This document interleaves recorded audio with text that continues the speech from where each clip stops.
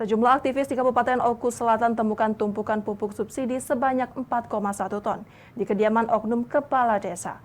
Pupuk subsidi asal Kabupaten Oku Timur tersebut diduga telah menyalahi aturan masuk wilayah lain, sehingga perlu adanya tindakan tegas. Pupuk bersubsidi jenis urea dan NPK tersebut ditemukan sebanyak 83 sak yang diduga sengaja ditimbun untuk dijual ke petani dengan harga yang lebih tinggi. Dari hasil laporan masyarakat, tumpukan pupuk bersubsidi tersebut hendak dikirim ke Dusun Karangmenjangan, Desa Mendah, Kecamatan Jayapura, Kabupaten Ogan Komering Ulu Timur. Aktivis Ketua Lembaga Swadaya Masyarakat Barak NKRI Abdul Manan menyebutkan, dugaan penimbunan pupuk bersubsidi tersebut atas temuan tim lapangan. Berdasarkan informasi dari masyarakat bahwa di kediaman Kepala Desa Tanjung Sari terdapat kegiatan penimbunan pupuk bersubsidi. Atas temuan pupuk tersebut, para aktivis menanyakan langsung perihal pupuk yang diduga sengaja ditimbun oleh MH, yang merupakan salah satu kepala desa di Oku Selatan.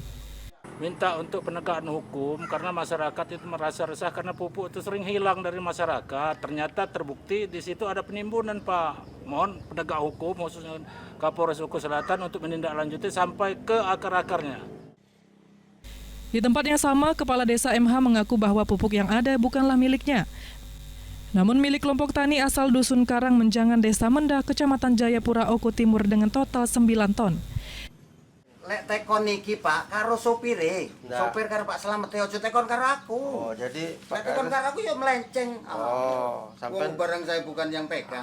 ini enggak tahu ini alokasi pupuk ini enggak tahu Nggak dari ngerti, mana. nggak ngerti. Pak Kade dapatnya dari siapa? Ini begitu pupuk datang, Pak ini surat jalannya ben kene. Yo. Bunyinya kayak gitu aja. Yo. Saya yang baca ngomong, enggak? Yang ngomong Ben Pak Kene, Slamet. Selamat. Ya. Dari Oku Selatan, Teddy Hendrawan, iNews melaporkan.